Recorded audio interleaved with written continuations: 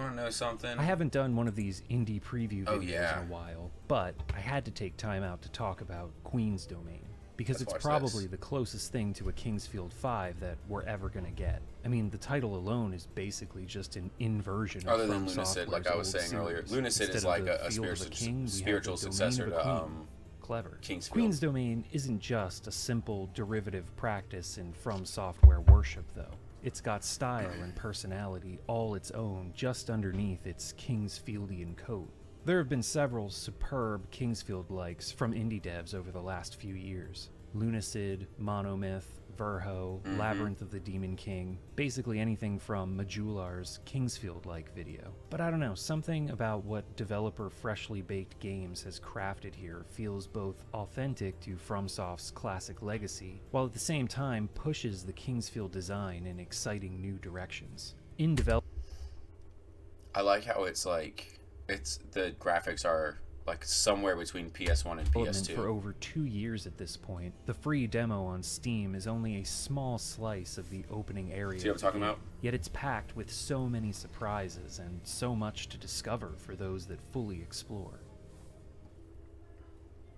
In Queen's Domain, we take the role of a prince who's washed up on the shores of the Isle of Neseed, or Neseid. I don't know, I suck at pronouncing shit. I still call Lunacid Lunacid. Neseid? I also just think that sounds cooler. But anyway, we wind up shipwrecked and washed ashore on this island full of ruins and monsters. We're actually following the trail of our father, the king, who set out on an expedition with a company of soldiers into the large mausoleum on the island. The doors sealed shut behind them. Is that throwing anyone else off the way that some stuff is like highly pixelated and then other stuff's pretty smooth? We set out See what to I'm talking explore about? the island to find some way to rescue the king. It's a very familiar setup if you've ever played Kingsfield 4 specifically, and the island setting with its interconnected paths and underground areas is a sure nod to the island of Melanot from Kingsfield 2, or just Kingsfield as it was known for its North American release. We even have the Kingsfield 3 compass.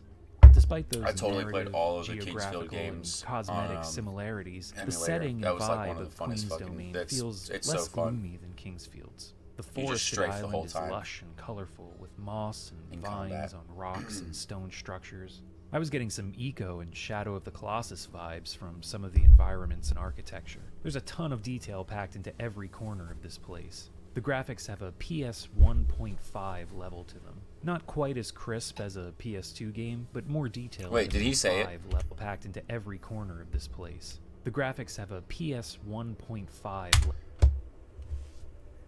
I fucking called it. I said the same thing. I got to it before Not he quite did. as crisp as a PS2 Hell yeah. game, but more detailed than a typical PS1 title. You can also play around with some of the visual settings if you're not a fan of the dithering, or retro resolution as it's called in the graphics options.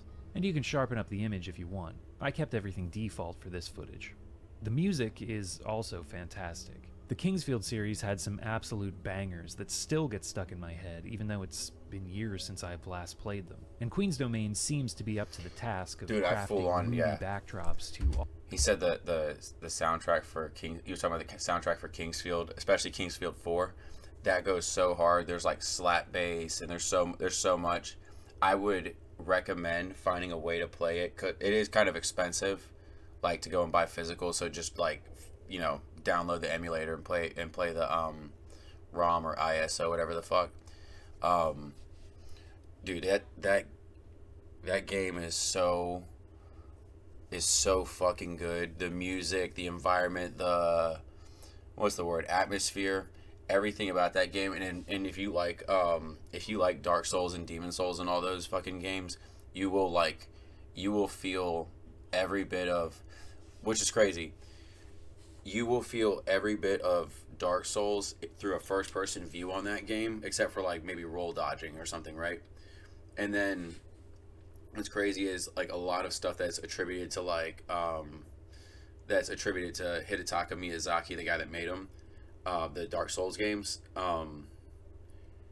Everything that's like attributed to him, like the environmental storytelling and the way that like these games flow, like all the Soulsborne games flow, like you see it in the Kingsfield games. Like it's like the Dark Souls DNA is 100% all of its in exploration and combat. through all that.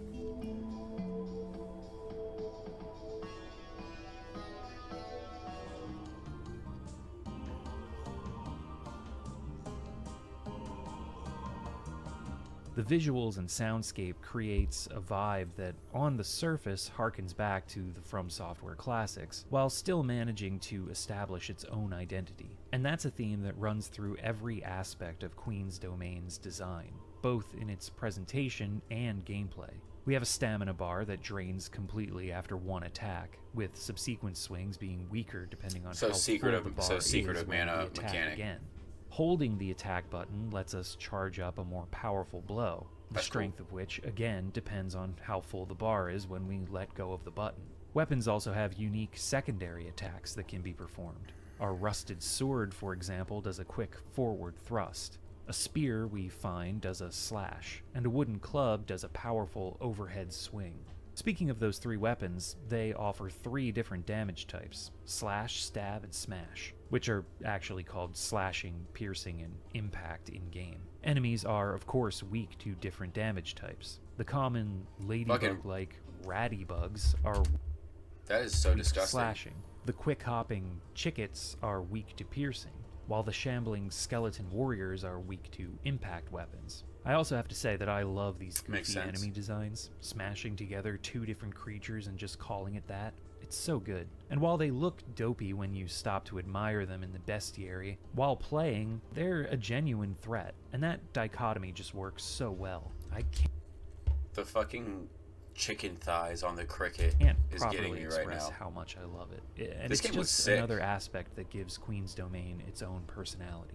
Up to 3 weapons can be equipped at a time, and they can be quick-swapped with the tap of a button or key, giving you a lot of versatility. Weapons level up with use too, so they'll gain slight boosts to attack power and speed as you keep using them, adding a light proficiency system to the game. Meanwhile, our movement is slow and deliberate, though knocked up a few notches from typical Kingsfield movement speed. Not so fast that we'll be just zipping around everywhere, but not so slow that you feel like you're moving through molasses, like in the original games. Some purists, aka masochists, may take issue with that, but I thought the movement speed felt just right. It lends a weight and deliberate. I appreciate when games, like especially for like the Kingsfield likes and the Souls likes and stuff like that, I like when they try to stick to a lot. Like they basically are like, we're gonna do this, but then iterate on every possible detail of the game. Like going through. Oh, you're good, bro. But going through every possible detail of like a Souls like or a Kingsfield, you know, or a Souls or a Kingsfield. I do appreciate like the Steel Rising.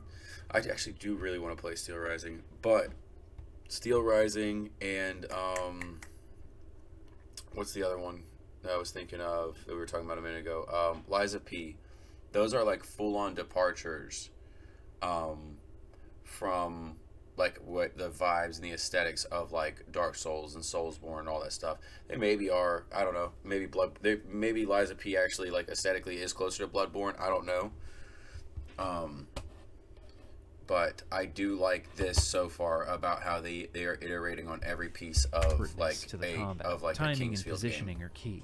Just like in Kingsfield, circle strafing will most likely be your main tactic, but not always. Certain enemies will punish you for getting too close, even if you're circle strafing. So you'll need to create distance, backpedal out of their range, bait out an attack, and then move in for a strike.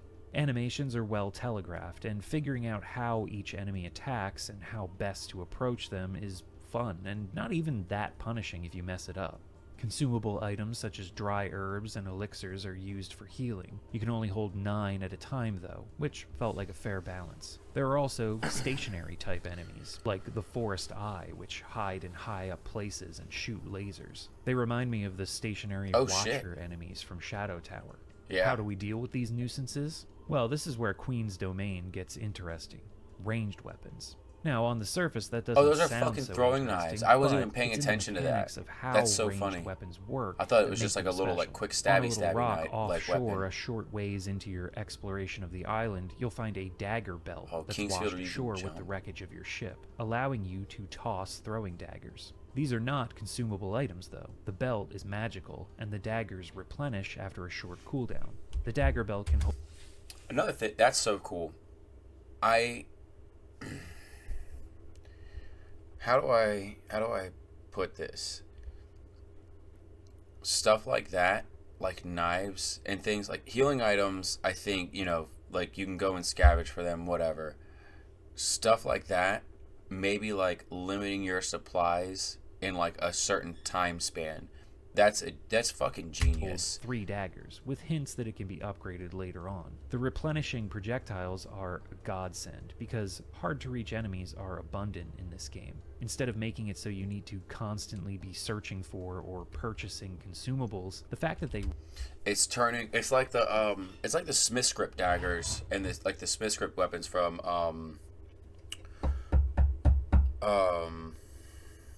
not Night Rain, Shadow of the Erdtree. When they introduce those, like the Smith script daggers, you can just keep sitting there and just zipping them out, and such an ingenious like thing of like having like a ranged option that doesn't deplete, especially like if you want to go for like an archery build in Elden Ring and Dark Souls and pretty much any other game, going for the I'm gonna fix my camera.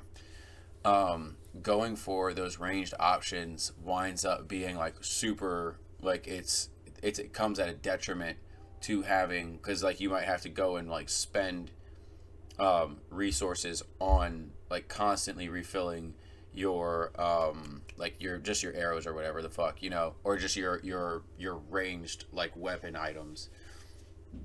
So I like that. refill after a cooldown allows the devs to turn potentially fucking annoying chickens. foes like the giant mosquito-like Meganura into enemies that are actually fun to fight. What kind of thing is that? That's like it's a dragonfly. But what the fuck is Grab that? their attention and whittle them down with a few throwing daggers and finish them off when they're closer to the ground. There are 3 It's like a slots for ranged scorpion weapons as dragonfly. well on the equipment screen, but as far as I could find, there's only throwing daggers in this demo. The amount of damage feels balanced just right to make them useful, but not a true substitute for your main Koala melee Cuda? weapons. So, Though I'm sure there are Barracuda going and to be what? players who go for I wanna figure out what all these animals are. runs. I guarantee it. Speaking of challenge, it can be a tough game I while like you're the figuring compass in the out the corner. controls I and getting just used noticed to the that. combat. But once you get the hang of things, I don't think it's anywhere near as difficult or as punishing as Kingsfield. I actually only died once in the 3 hours that I put into the demo, and it wasn't even to the boss. Difficulty is relative. That's cool. Yeah, difficulty. If you're not, I think if you don't, how do I put this? If you don't establish that it's going to be a difficult game, maybe I'm just spinning my tires right now. But if you're not every game that's a Souls-like or a Kingsfield-like needs to be difficult and punishing, or maybe difficult but not punishing, or punishing but not difficult. Find some other way of not being as kicking you while you're down as those games When are. I'm someone who's That's kind played of a through all special of the thing for that Kingsfield and for the Shadow From Tower Software games, brand. So, take my comments with a grain of salt. And even though I found the demo to be on the easier side, I thought it was very well balanced. The enemies are well designed, so you need to figure out their behaviors, be aware of your surroundings, your positioning, and stick to a plan of attack, or you will die. So overall, I think the current difficulty is fair, and most importantly, fun. The game uses a save point system in the form of these glowing crystal statues, and you need to manually save your game. No autosaves or checkpoints here. You can choose to just save the game, or you can Doing that rest old to school thing of replenish not your having health autosaves and cure is status nice. effects. Resting respawns all of the enemies in an area, but saving does not. So it's nice that you can save the game without having to worry about that. There are also slots for accessories that give status buffs, but unfortunately no armor. which is a bit of a shame. I always liked finding new armor in the Kingsfield games, even if they were just straightforward defense boosts or elemental protection. And even though you can't even see your character while playing anyway, still, it was always exciting finding new fashion and seeing number go up. Speaking of number go up, character progression is level-based with a straight experience point system, which honestly feels refreshing. I know the whole personalized skill point system gives you greater build diversity, but this isn't what I'm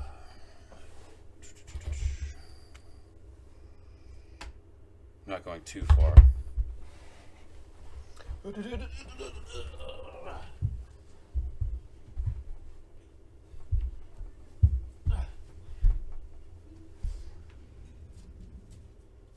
Fuck.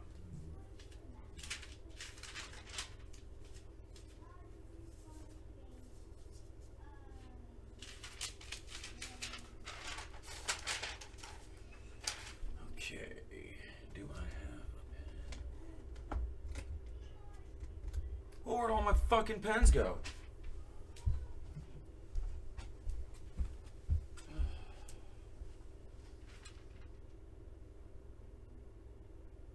Ah, fuck it. Sorry to waste people's time.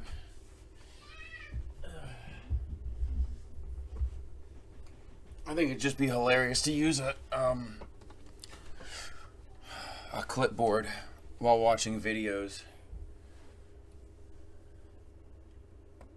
It's like a stupid fucking prop. Bro, what the fuck happened to all my pens? All I have is fucking markers. Goddamn dry erase markers, but no dry erase board here. Bullshit. his domain is about. And it's not what Kingsfield was about either. You're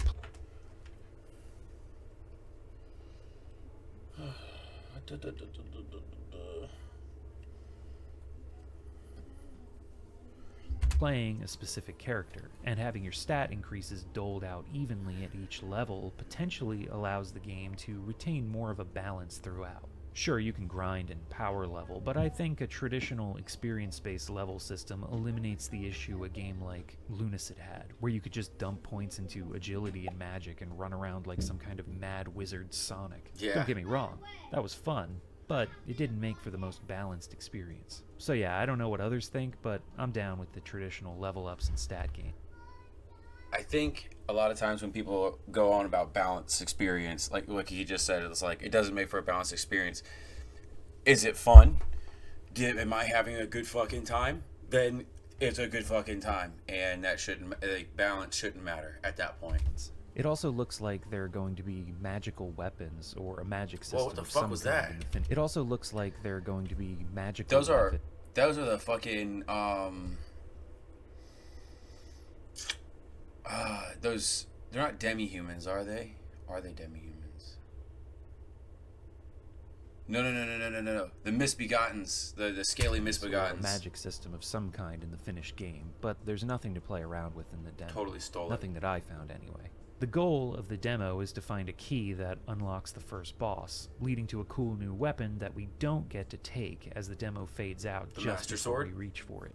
From the trailer that plays after this scene, though, it appears this sword is going to change the way we traverse. Wait, so that's the all island, there is for it? Metroidvania style, giving us this aerial dash move that I already found a few places I wanted to make use of in the demo area alone. It's such a tease. I want that sword. I want to explore more of this place. It's such good design. A couple other features that I thought were worth noting: breakable objects that seem to require different weapon types to break effectively, Yeah, I'm checking this some out. of which hide goodies, like healing items, or hello, Iron Pineapple.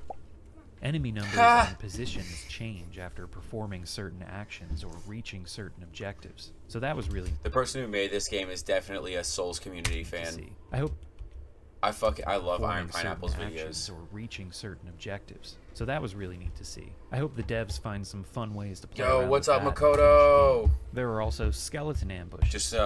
Classic Just watching Kingsfield. this Oh, and the boss this guy battle talking here about is a lot of fun. Souls If, Kingsfield-like once again, game. a tad too easy for These my games are taste. awesome. I do have one suggestion for the devs. think this I one- feel like they should add button prompts. I wasn't and paying attention tutorial earlier, but this messages might when actually, like, this introducing demo new might- gameplay tips. demo or I had to maybe spend a early bit of access time portion looking might through be free. keybinds to find out how to throw projectiles, use quick items, gonna and look at it swap after it's weapons, done. when that could have easily easily been remedied by just having that info in the tutorial blurb. I play a lot of old games, so I'm used to that, and it's easy enough to figure out as it is, but why take the player out of the game when you don't have to? Other than that, though, I absolutely love Queen's Domain. There's so much more I could talk about, but I'd rather leave it up to you to try the demo on your own and uncover its secrets. It has several.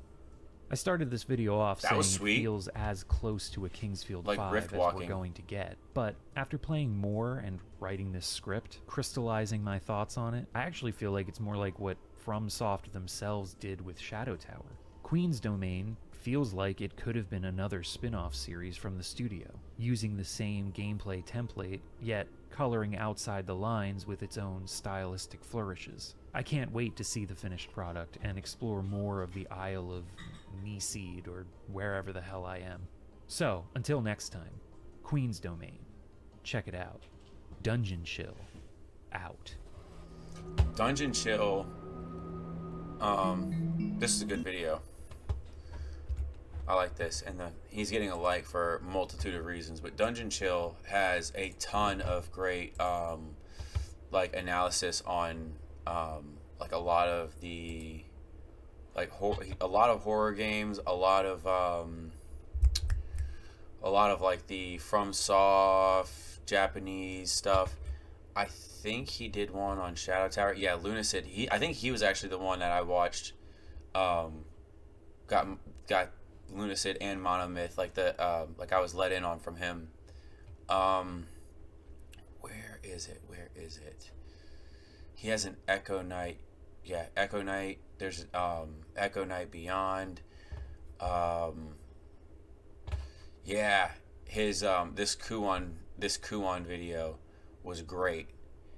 Talking about, this is a From Software, like what's that era of Japan that has the they were wearing like a lot of them were wearing like the robes, and it got into like very spiritual type stuff during that time. Is it Katakara time era, whatever?